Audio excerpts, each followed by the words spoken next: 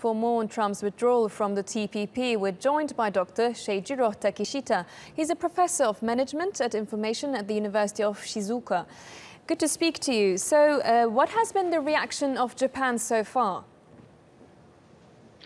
Well, obviously, it's a very big disappointment with worries mounting that we might be getting a regression of the trade friction we used to get in the 80s, where there were lots of emotions that were involved and political issues that were tangled with it, which was prioritized before the economic or rationale. So this is what most of the people are quite worried about. They're getting a lot of wake-up calls now because there were many optimistic managers who didn't believe that things would really turn south. But obviously, I think they're getting a wake-up call as we speak right now. So with this deal, 40% of the world economy is involved, actually. Could China take advantage of the situation there?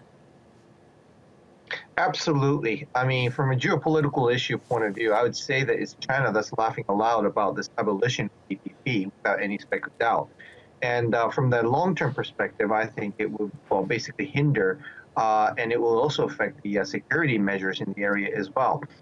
So with the protectionism that's rising all around the world, certainly I think this is going to be a very negative, as you connotated in your report earlier.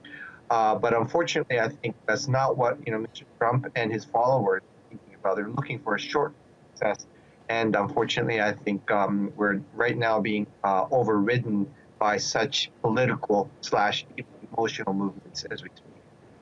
So what is this deal really about? We don't really know much, do we? No, I mean, the fact of the matter is that we have to start making the bilateral negotiations. And I think Mr. Trump and his regime is hoping that there will be a lot of prioritized issues in the United States that would come through. But the fact of the matter is that there are things that he can say and things he can do.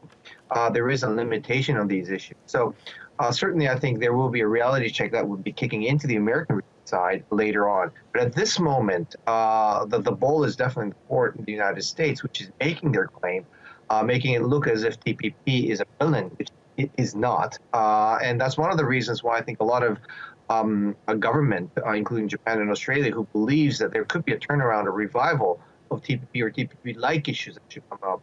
Obviously, holding a coalition and partnership in the trade issue is certainly an ongoing trend with the internationalization that cannot be stopped by short-term political issues.